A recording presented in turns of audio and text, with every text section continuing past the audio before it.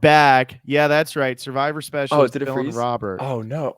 No, yours is frozen. Robert's internet is already going crazy. We'll blame this all on him. It's not on me. All right, there we go. I Yeah, missed you now he saying my decides to name. come back in. There's nothing going I on missed the you entire saying my time. name.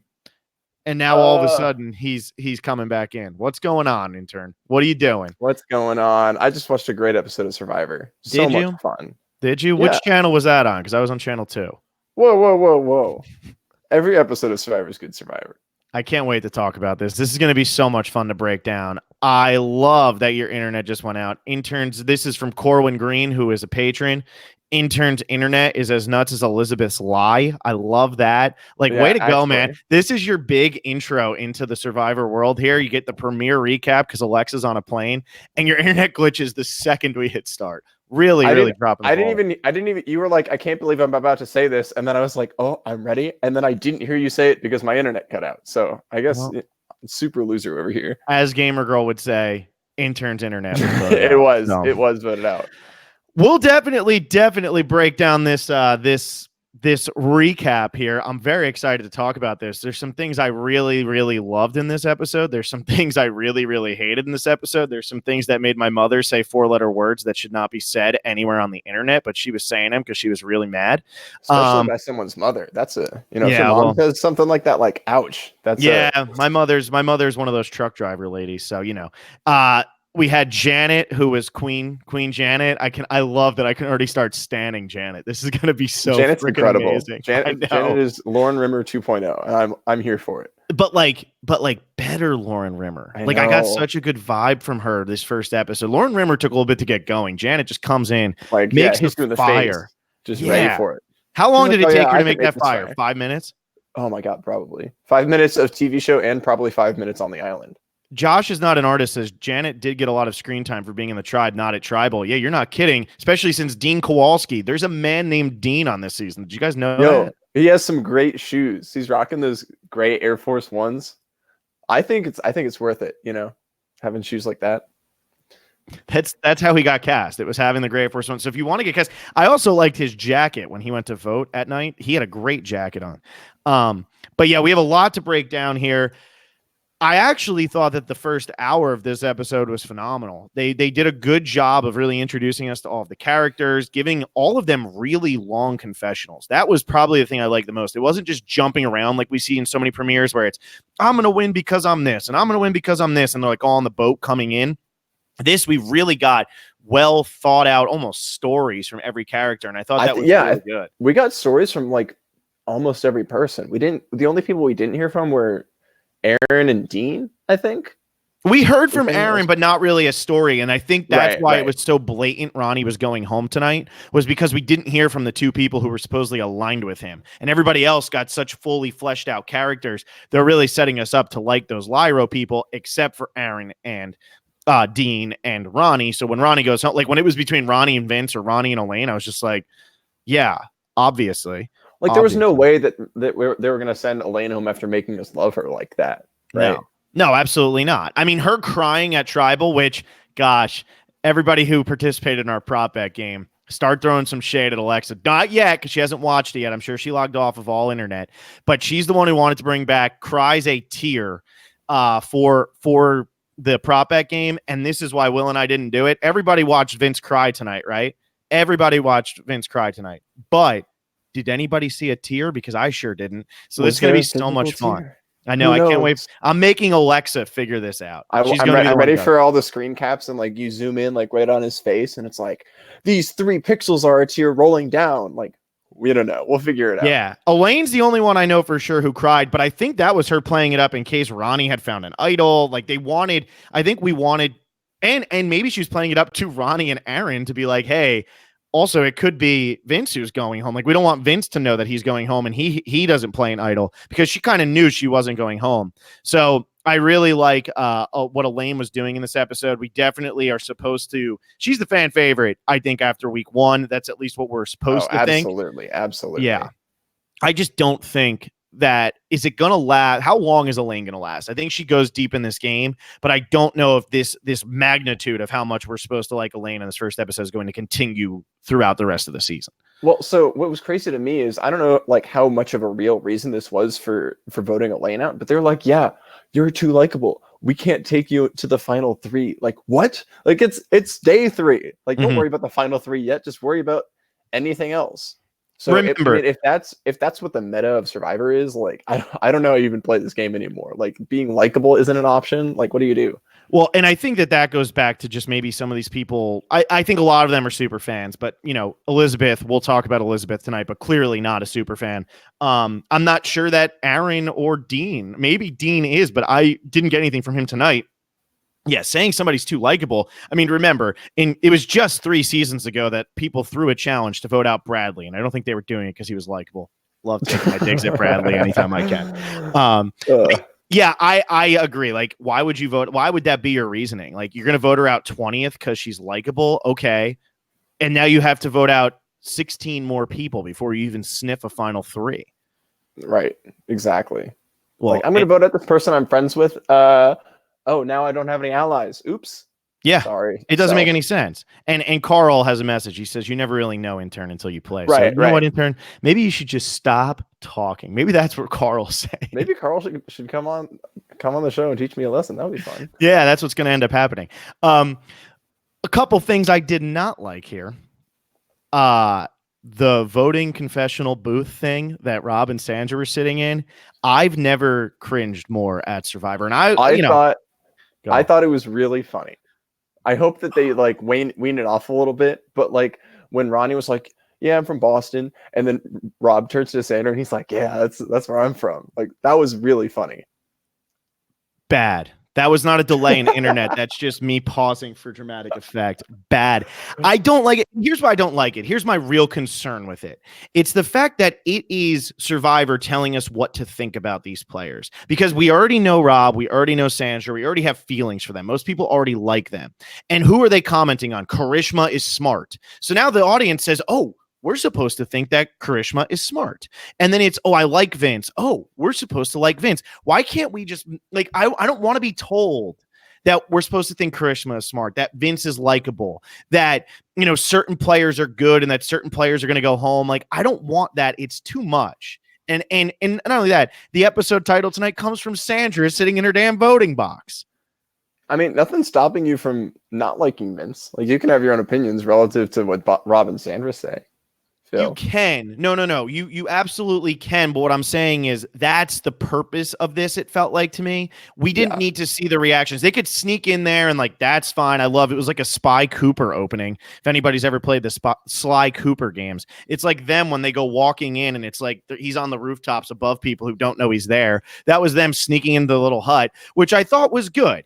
That's fine. But to constantly cut back to them and it's like you're not trusting the audience to be smart enough to figure out like, wow, what Karishma said is smart. We have to be told by Boston Rob or Sandra that what Karishma said is smart. Like I can figure that out on my own. And so can the people who've been watching Survivor for 38 seasons or maybe only 1 or 2 seasons. It's not that hard to pick up on. But I do like the sort of commentary of like, they were talking like the contestants were saying, oh, it's hard for me to vote out Elaine because of this emotional story of like how getting on the show and all that. And Rob was like, oh, would you do this, Sandra? And she's like, oh yeah, easily. Mm-hmm. I thought that live commentary was really fun.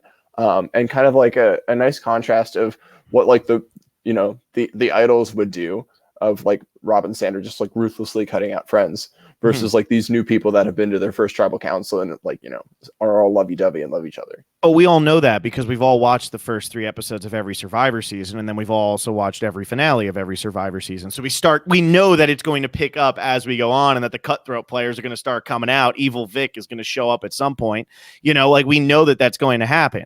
So I don't need to be told that. And also another problem, especially moving forward, that this is going to cause is some of the best parts of tribal councils and the most epic tribal councils we've ever seen in the history of the show is the reactions of Jeff. It's the reactions of the cast. It's so claustrophobic. They can't get out of there. It's just, this is us. And like, think about last year when Julia has her blow up. It's an amazing moment. You have Lauren's reaction. You have Julie running around. You have Jeff sitting there just being like, I don't even know what to say.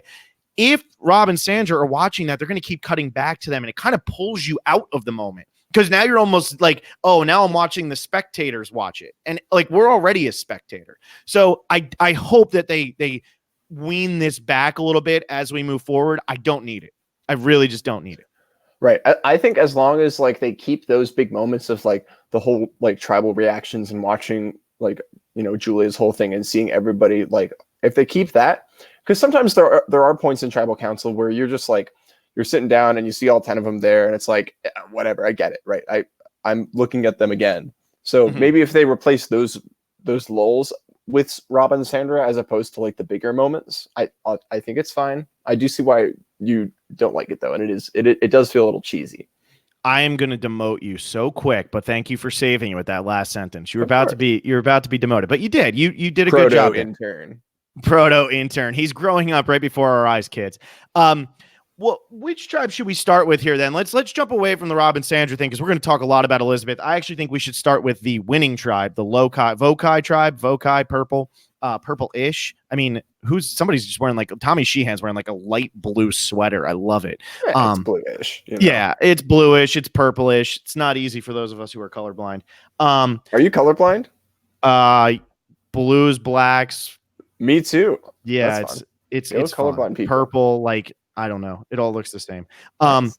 But anyway, I think we start over there. There was a couple things that came out of this tribe. Obviously, we had Janet, but I started with her right off the top.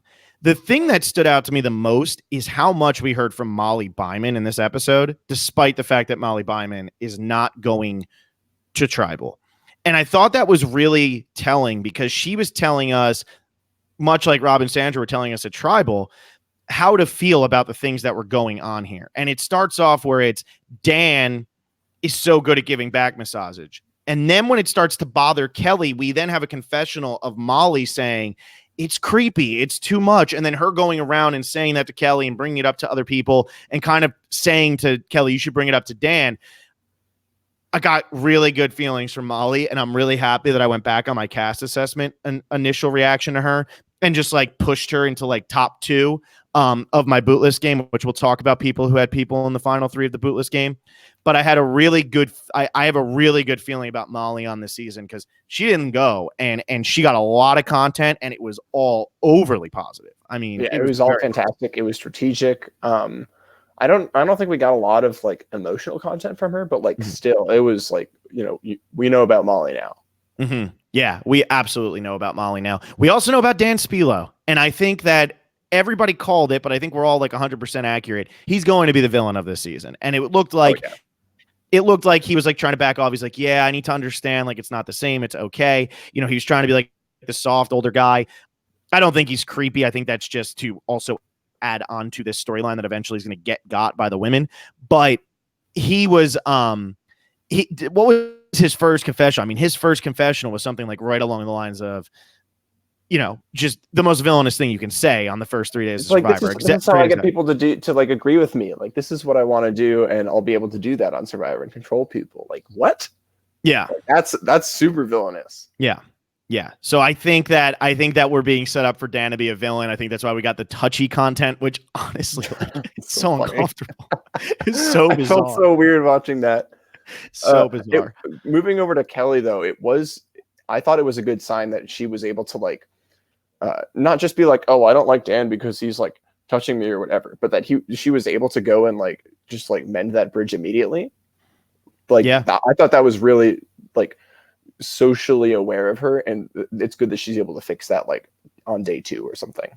Yeah, and we kind of said this before the season started. Vaughn totally agreed with us. Alexa was in total agreement. A woman's winning this season, and I know I picked Tommy Sheehan to win because he name dropped us in his confession or his interview with Josh Wigler, but a woman is winning this season. I mean, this entire night was the women outsmarting the men, the women coming together, Kelly going and forgiving Dan, but all of the women kind of uniting behind that. Janet starts a fire in the first 5 minutes. Even Lauren, who really was invisible tonight, she got a confessional right off the bat. I think she's the first person from Vokai to get a confessional. So we're kind of seeing this all through the women's eyes right now. So it was a great hour and a half episode. And this is why every premiere needs to be an hour and a half. Last season, it was only an hour. Every episode needs to be an hour and a half. Every episode needs to be an hour and a half. We could, and imagine for season 40, when Rob and Sandra aren't on their own island teaching people how to play, an hour and a half episode, there's a good 10 minutes of Elizabeth over there at the Island of the Idols. So there's so much more that we can just get to learn. This is a really fleshed out 20 people. I feel like I know something about all of them right off the bat. I mean, Nora wasn't huge in this episode. And before we even saw the next time on Survivor, you had texted me and was like, Nora's kind of crazy. Nora's and then, crazy. and then sure enough, we watched next time on Survivor and Nora's going crazy. Yeah, I regret that winner pick, but that's okay.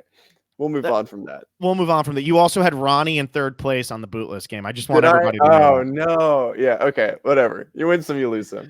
You're losing a lot here, intern. You're losing a lot. But yeah, it's funny, though, because you were able to tell that from the very little content we got from Nora off the bat. Yeah. And then it ends up being true for what's coming up in the story. And I thought we got a lot of really good story. One thing CBS should really work on is not spoiling what tribe goes to tribal during commercial breaks. They're going to have to fix that because that's just lazy and stupid. Someone is getting fired.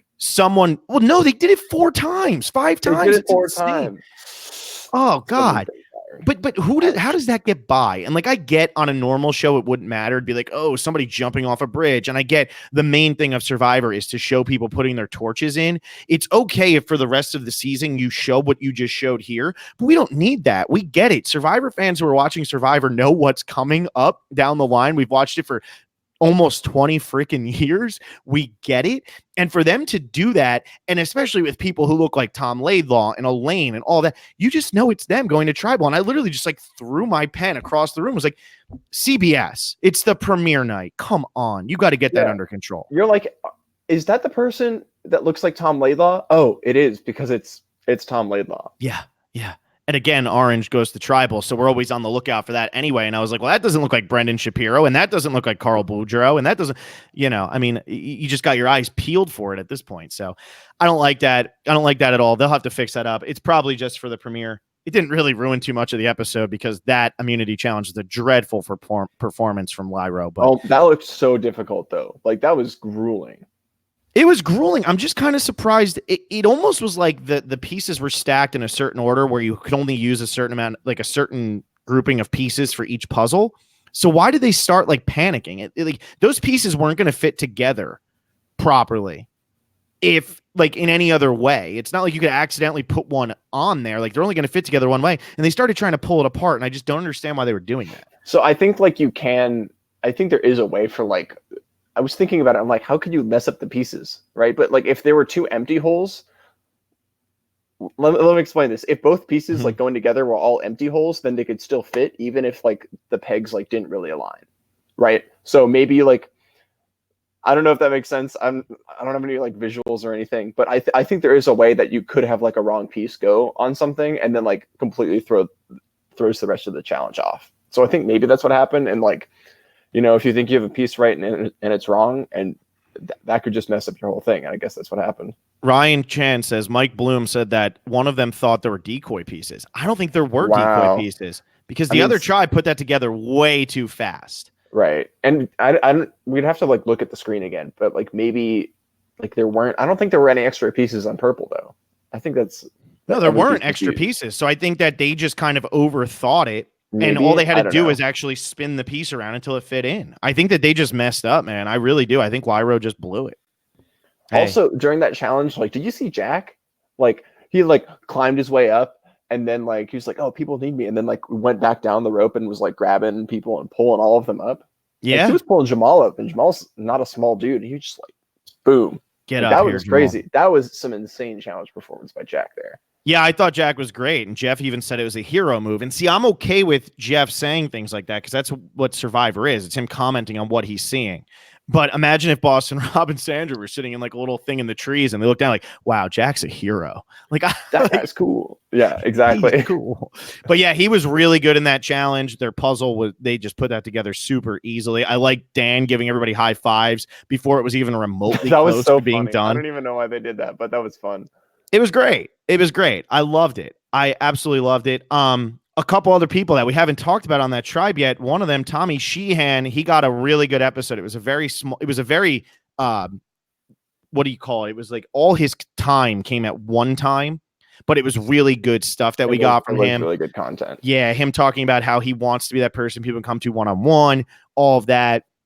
Being a teacher, it seems like he's getting along really well with everybody. So I think that he's going to do, I think he's just set up to do really well. I think we kind of saw on the Vokai tribe today who the main players are going to be. Dan, Janet, Tommy. I think that Jack is somebody who's going to be around for a little bit, especially Molly. I think those are the ones that I'm really looking at right now as people who can go further. What was your opinion on Jason? He did the classic blunder. I mean, they referenced it in the show, like went off and looked for an idol, and people were like, "Yo, why are you looking for an idol?" Yeah, dude, that was just bad. And I don't think he realized how long he was away. And when you're playing with people who are such big fans of the shows and all of that, you need to be wary of doing that. And he was, I'm going to go and I'm going to find an idol. That's what this game is. It's called Island of Idols, whatever. But you can't disappear on day one for 5 minutes. You don't know anybody well enough yet. You don't have that person you can trust. You can say, look, I'm going to go look for this. Can you kind of hold down the fort and tell people like, oh, he wasn't feeling good or something? Like you don't have that yet. And so you're just going off and looking for an idol. I thought it was a really bad move. Something tells me he's going to rebound from it. It just seems too easy that it would be him. I actually think he's going to end up finding an idol at some point and maybe idling somebody out. But I also don't think Purple's going to tribal anytime soon, especially after voting out Ronnie and just the way that the other tribe is set up. They just seem like they're in a much better situation together. They seem like they're a much stronger tribe. And like, just because you have a bad first episode doesn't mean like, you're going to do poorly. I mean, like Nick Wilson had a bad first David episode. Wright. Like, yeah. And then boom, great characters. So, yeah. And also, I mean, speaking of Nick Wilson, I thought of him tonight when Ronnie tried to say all the hardship he's gone through at tribal council. And I was like, man, Nick Wilson, like the way he was able to bond with his tribe, talking about the hardships of his life. And then Ronnie at tribal being like, yeah, I was a bartender, worked at an ice cream parlor or something like that. Like he just like, it started off okay. And then he just kept going. And then it went on for like 40 seconds or something. And I'm like, dude, you gotta calm down. Like, and it started getting to things that like weren't bad. Like I dealt hands of poker and it's like, okay, whatever. I helped my friend with his protein company. Yeah. Like that sounds like a normal job. Like whatever. That sounds like it could be very, very rewarding. Right. Honestly. Like, right. I don't know. Was it Cliff Bars? Like, Cliff Bars are dope. Exactly. No, I love Cliff Bars. I just like, I wonder with him. Yeah. So that's like that whole tribe right there. Jamal also had some pretty good content. He seems like he's going to be the big puppy dog that Alexa expected him to be. Alexa was very on that, saying he just seems so nice and, everything. And he seems like that's the way he's coming across. It's always tough when you're the tribe that wins in the first episode because you're not going to be shown after the immunity challenge, which in this episode was at, 50 minutes in. So for 40 minutes, we didn't see those guys. But I think that we got a lot of content from these people and a lot from certain people. And I'm just staring down Molly here. Like Molly to me just feels like big time edit in a first episode where she doesn't go to tribal and isn't somebody who goes to Island of the Idols. Though next week she could go to Island of the Idols because as we saw, Boston Rob was handed a note for the next person from the other tribe who's going, which I thought was very weird that they did it that way. It's fun, but I thought it was weird. Why are they doing it? So does that mean when Purple loses, that'll be the person who goes? Or does that person Purple just get like a wake-up call in the middle of the night and it's like, you're going to hang out with Rob and Sandra?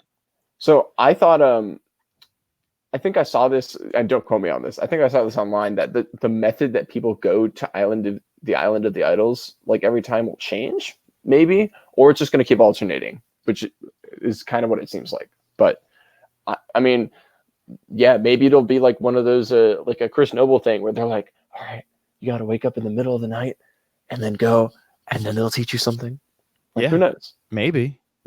I do wonder, because when I saw that, I was like, okay, so does that mean Purple is just going? Like, how are they going to determine that? Because Purple still doesn't know that Island of the Idols is the thing you go to, because Jeff didn't tell Orange about it until after Orange had already lost the tribal or lost the immunity challenge. So they don't even know that somebody actually goes there. And then he has them just pick out of a hat. It ends up being Elizabeth's name. Elizabeth goes.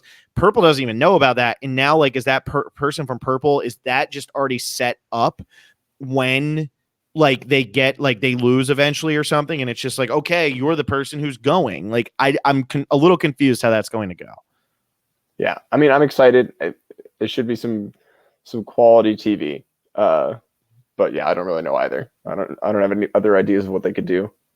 Yeah, I agree. All right, let's jump over to the other tribe here, because that is where most of the action took place tonight, for sure. And I want to start with Elizabeth. And look, she seems lovely. She's super competitive. She said she didn't want to tell anybody she was an Olympian when she got out there. Within 5 seconds, everybody knew she was an Olympian. She's telling all the girls. She seems lovely. I am so happy that somebody who's as clearly not a fan as Elizabeth was the first person to go to the Island of the Idols, because it made it so kind of just like fake.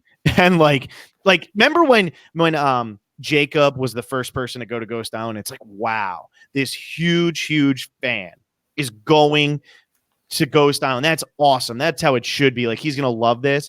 Because Island of the Idols is so ridiculous, I'm so happy it was Elizabeth, because I wonder, she must have watched Boston Rob and Sandra season before she went out there, but I know she has not watched every season of Survivor. See, I thought she was just going to be like she was going to walk up to the island and then Boston Rob and Sandra were going to come out and she'd be like, who are you guys? I thought she was going to say that. They might have filmed that more than once, intern. I mean, I'm sure that they fed that to her if she hasn't actually seen, Boston Rob and Sandra play, but like, it was very different from Jacob Derwin, which I really liked. And I thought it was great, because this is a twist that a lot of fans just aren't excited about. And so because of the way it was done, I love that it was Elizabeth. And I love that it was somebody who would think to challenge Boston Rob in a fire making challenge. Like, to me, it's just like, intern, what do you do if you're out there and Boston Rob says you could face me in fire or you lose your vote? You say no immediately. Immediately. like you're not going to win. No, I mean, you go and then Boston Rob shows you how to make fire in like 10 seconds. And then you're like, okay, I can beat that. No, no, you didn't know how to make fire until like Boston Rob showed you. Yeah. I mean, I guess it doesn't really matter because she was in a good alliance. It didn't matter at all, like, what was going to happen. But she didn't need her vote. But my God, like, just sit there and say, no, I'm not going to do it. You have to know. And this is how I always feel about it. If you're a huge fan of Survivor, you have to know that things like the Idol nullifier and anything new like this, the producers want to get into the show. They just do. I mean, that's just how it is. That's why they're putting this out there. So if you say, no, I'm not going to do it, don't think that production doesn't have a plan for that, because they're not just gonna be like, all right, Elizabeth, you bitter woman, get out of here. Like, that's not what they're going to do. They're just not going to do. And like, I'm not saying she would have been bitter if she said no. I'm just saying, like, that's not production's mindset. Especially on episode 1. Like, they don't want to be like, man, no one got anything on episode 1, right? Yeah. Like, of course they're going to like keep teasing you and tempting you and making you want to. And I wonder what they would have allowed to offer there. And I bet what would have ended up happening is like, okay, look, I'm not allowed to start it with Flint, but you still lose your vote or something like that. Like, I bet that things would have just kept getting out of control. And I'm betting that stuff. Sure.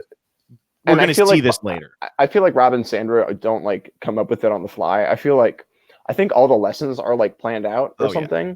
And then like if someone says no, they probably have like a planned escalation or something, like, oh, we're definitely going to like, oh, it's good for 4 tribal councils. Mm-hmm. Absolutely. I think that's absolutely what's going to end up happening on this season. I think that everything, I mean, that's the thing with Survivor. Everything's always planned out well ahead of time.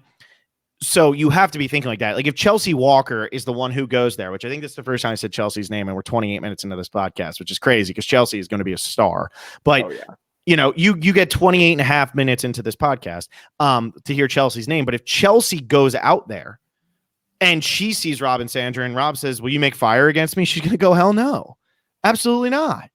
Yeah, immediately, because that's the thing you have to do. So, I honestly do like that Elizabeth isn't a huge fan of the show. I really do, because I think it actually made this a little bit more fun. Yeah. And then she got back and she's like, I'm gonna lie. Like, no, what? Someone's gonna go to Island of the Idols again, and then they're gonna be like, Elizabeth, Boston, Rob, and Sandra are there. Like, did you not see them? Did you not go? There's gonna be some corroboration.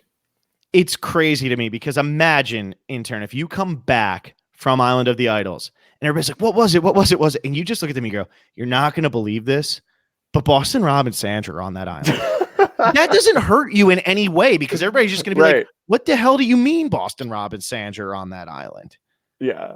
Like, I mean, that whole like, oh, there were some pots and then I had to like throw something at a pot and then I didn't get anything. Like, what? She's watched Ghost Island. We know that. I guess it's believable, you know, but I don't know. I don't think I believe it. I think it's dumb too. There's no reason to lie about it. It's just like, just go and just say like Boston Rob and Sandra there. And this is what I would do. And maybe I can say this because I watched it on TV, but I really believe that I would say Rob and Sandra are there. They literally sit you down. They teach you a lesson. Mine was making fire, which isn't going to hurt you until way later in the game. And that's if your tribe is even around at that point, because they're going to try to get you out before Final Four. But so what? By that point, people have figured out how to make fire and you've probably forgotten. It's been 36 days or whatever it is. So I would say they give you a lesson. They sit you down and you say, okay, they say, okay, do you want to make fire against Rob? And I said, no. That's what I would tell them. And even if you say yes, you just tell them I said no, because I know I'm not going to beat Rob in a fire making challenge. It sounds ridiculous, guys, but I could not make this story up. I mean, I think it's so over the top. There's no reason to lie because the truth is like, you can't create that story. Chelsea couldn't create that story. And like, someone is going to go. I think that's my biggest thing is that like, they don't know that like there's someone from the other tribe that's going to go next, but someone in the entire game is going to go to Island of the Idols again. And they're going to be like, yeah, I don't know what Elizabeth was saying, but she's wrong. And then a third person's going to go and they're going to be like, yeah, Elizabeth is still wrong. I agree with the second person. Yeah, like, absolutely. I think whoever goes next is just going to say it. I honestly do. Yeah. Jumping real quick to the votes. They didn't do the no vote thing until like I'm assuming they would have done it at the end, but is there like a history of Survivor keeping like the no votes or blank votes until the very end? Because like you could use that in a strategy. Like don't say like, oh, I was going to risk my vote. Haha, sorry for throwing you guys under the bus because I don't have a vote. You could just say, oh, I didn't get anything. I don't think they were ever going to show it, to be honest with you. I don't think they were ever going to show it because it's awkward. And especially in a 10, it is awkward, yeah. They like it here because there's 10 people on the tribe and it's really not going to matter. It's really not. So like, and we've seen this in the past. I believe it was last season where it was, wait, there was an extra vote. Wait, there was an extra, where was that? Or maybe it was 2 seasons ago, whatever it was. But there was that feeling of like, wait a second, there was too many votes there. And everybody like it had to click in their mind later. I think that's what have happened here is if it was 4-4 and Jeff says first person voted out, Ronnie. And then you go, wait, but there could still be a tie. And everybody's going to look around at each other and say, wait, there wasn't enough votes there. And then that's when it'll click in your head. I don't think they would have ever shown no vote. I really don't. Right. Unless maybe it was 4-4 and then they show no vote. And then it's they might have done that. And then there's one more. But if it's not going to be close, everybody voted against Ronnie except Aaron. Even Dean did, Purple Dean, who we didn't hear anything from tonight. He even voted against Ronnie. So I think it was just such an obvious vote. There's no reason to show that and possibly blow up Elizabeth's game. Because that is kind of like it's like a weird line there where it's like, if we don't need to do it, why would you, right. But if as a future Survivor contestant, that if I have to write down no vote, they're going to keep it until the very end. Like maybe you could use that as a strategy. Yeah, absolutely. Absolutely. Okay. So give me some of your takeaways here from this tribe. This is the one we got a lot from. What were you thinking of this whole entire tribe? We're talking about Orange Tribe, right? Yeah, I think we should move on to Orange. Yeah. I just wanted to make sure. I mean, we could keep talking about it, but yeah. Anyways, I thought it was really cool seeing like all the different dynamics because I feel like usually it's like, oh, big alliance versus small alliance. But now it was like, oh, we got like the 3 of Tom, Elaine, and Vince, and then we got like everyone else being the 7, but then we got like the girls alliance, and then we got like we saw like that group at the well before Elizabeth was back. And then we saw the other group where Vince came along and was like part of both. So it was cool seeing like not just like, oh, here's like it's because there was like that discussion in the water with like, here's Ronnie and here's Elaine, and they don't trust each other, and like it's Ronnie versus Elaine, but like all these like different moving parts, and like where does it eventually land? And I think like that was really cool to see, because I feel like Carl could, fact check me on this, but I feel like that's closer to what real Survivor is like. At least early in the game, when like you still are trying to like feel each other out. Yeah, this is a very old school feel, the way this opened. A lot of building, a lot of like, anybody know how to start a shelter, and a lot of just kind of walking off in the woods, people pairing off, getting to see like the inner workings of these people. I love the alliance of Tom, Vince, and Elaine. I think that's a great alliance. It's one of those alliances you look at and you're like, that would never be the main alliance. And I feel like that is going to be the main alliance. I really do. I feel like that's going to be a huge, huge part of this season. And then the women's alliance was clearly there. And I feel like Vince and Tom are going to kind of get them through. And I feel like Dean and Aaron are kind of just sitting ducks right now. And so you'll end up where if this tribe were to lose again, Dean or Aaron is going home, which is crazy to think that two of the strongest guys are going to go right off the bat. But that's the way this tribe is set up. I mean, it seems like people like Karishma and Missy and Elaine and Elizabeth and Chelsea, they want to do the girls thing. They want to. But Elaine is really working her way in with Tom and Vince, it seems like. Yeah, I mean, if we're voting off Aaron and Dean next, like what is the Survivor like thing anymore? Because usually it was like vote out weak people pre-merge so that you didn't have to go to tribal council, and then vote out the physical threats at the merge so they don't win challenges, and then vote off people who are going to win the game. But now like we're just voting off people who are going to win the game and the strong people like pre-merge. Like what do you even do now? Like how do you navigate this game?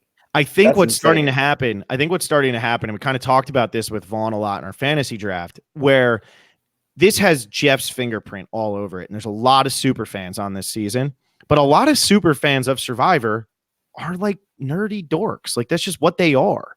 And I'm not saying that in a bad way. That's just the general people who watch Survivor. I don't tell people I watch Survivor all the time because you feel a little weird. People give you weird eyes. If you're like, I watch Survivor religiously and I do a podcast on it, it's like, oh, you're that guy. But like, that's because of that. You see people like Chelsea, who I'm not saying Chelsea's not athletic or anything like that, but Chelsea, I'm not going to sit here either and say that Chelsea was probably like the most popular person of all time, So I think that when you start to get these nerdier Vince, Chelsea, Karishma, who I think is a big fan, you get people like Dan and Janet, you start to get these people who aren't really the strongest. And so they kind of bond together because what they have in common is that they like Survivor. And then you get a Guatemala type situation where, like you kind of have these nerdy people left. And I'm sorry, I'm distracted because McKenna Finney just put up here. Imagine telling people you're a $20 patron to a Survivor podcast. I love that. You know what? We love you for that. And anybody, become a patron. Anybody who wants to play our power rankings game, you can still become a $20 patron and play our power rankings game this season. That could still happen. McKenna Feeney, way to come in clutch here. That could still happen because we're not doing it. People have to just submit their power rankings to us by this Monday. So if you're not a $20 patron yet, but you become one, you can still enter that. So still do it. And you can be as cool as McKenna Feeney and tell people you're a $20 patron. But all I'm saying is, I think that we're going to start to see this a lot more frequently on Survivor, and probably not in season 40 because it's, we know what season 40 is. But beyond that, if we keep getting these super fans now of Survivor are the people who grew up watching Survivor. And, some of them might be in it for the athleticism and all of that. Like, oh, I want to do the challenges and stuff like that. But for the most part, the huge super fans of Survivor are the ones who are in it for the strategy, and they want to outsmart people, and they want to look at everybody as like a piece of a puzzle. And if that's going to keep happening, we're going to start to see these Guatemala-esque final sixes. And yes, Stephanie was in that, but that was different. But where you have Lydia and Rafe and Judd and Cindy, and it's like, how did that happen? That's going to start to happen a lot more frequently. And I think this season, the way it's lining up, we might not have a muscle on the season by final 13. Yeah, that's a very good point you brought up there. And like, I'm certainly for it. I'm down to see some game get mixed up. I mean, maybe it'll make it harder for when people get on the show, but like, that's Survivor. Gotta learn to adapt. I completely agree. I think that it should. I think that Survivor always evolving. Remember, early on, it was always just vote out the weakest, oldest person. And then that started to kind of change a little bit, around Marquesas, because all of a sudden the older people could hang around, and then Thailand. And I think that recently it's been get out some of these, threatening women. That seems to be who goes early.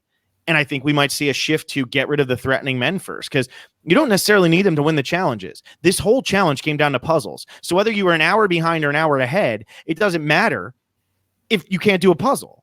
So you don't need Dean, and you don't need Ronnie, and you don't need Aaron. You don't need those types of players like you used to. You need somebody who can really kill a puzzle. And that's what we saw from the Purple Tribe. They just knew how to work together and put a puzzle together.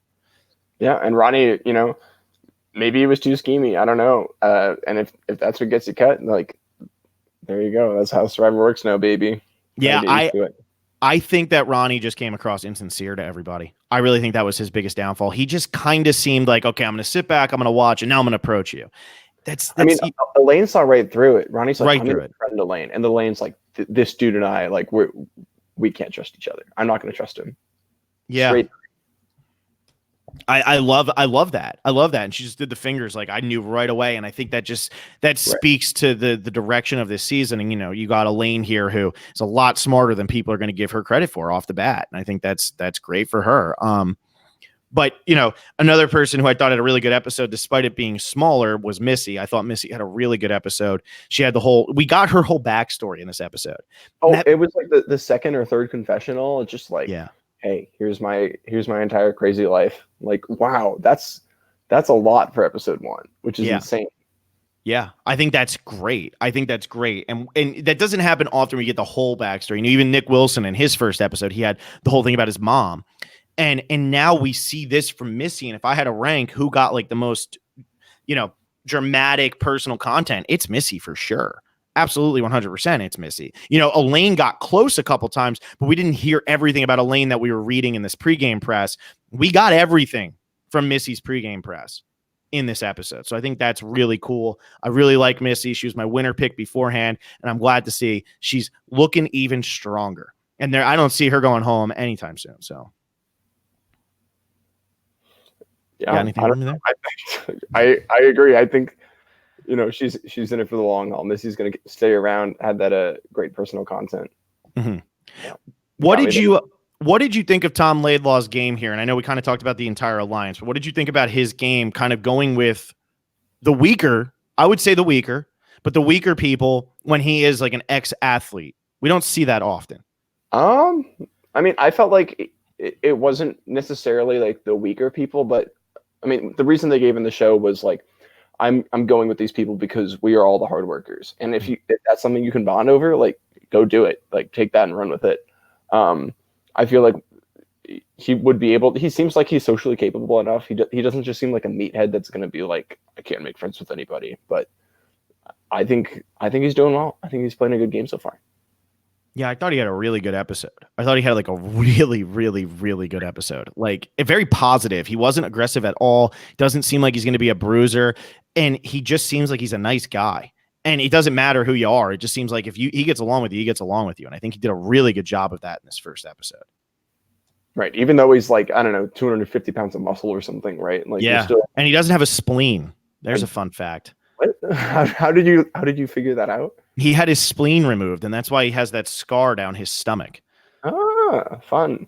Interesting, right? So Surgeon Phil bringing you the knowledge. If Tom Laidlaw wins Survivor, people without spleens, I'm pretty sure will be 1-for-1 on Survivor.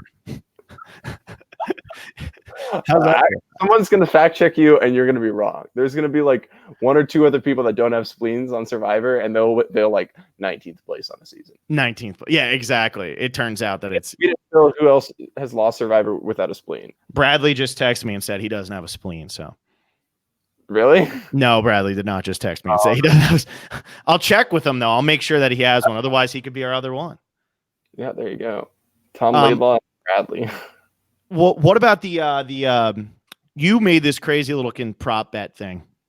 What props did we have tonight? Because we both texted each other. We said every single player on the season is getting less confessionals than Sandra and Rob. And tonight, Ronnie got less confessionals than Sandra and Rob. So what else did we have? Oh God. Well, Ronnie had a confessional in every episode he was in because he was in one episode. Mm. We had Elaine cry a physical tear that like streamed down her face, which is pretty cool. So we had was that. real. I don't think we had anything else. Elizabeth went Unless to the Island of Elaine, Idols. oh yeah, that I was getting down to that. Did Elaine have more than 12 confessionals or 10 10. confessionals? We'll have to check that. I normally check that the next day because Yeah, people always argue about it and then determine what actually Someone the posted number on is. Reddit, and that's what I determined it Yeah. based off. So Yeah.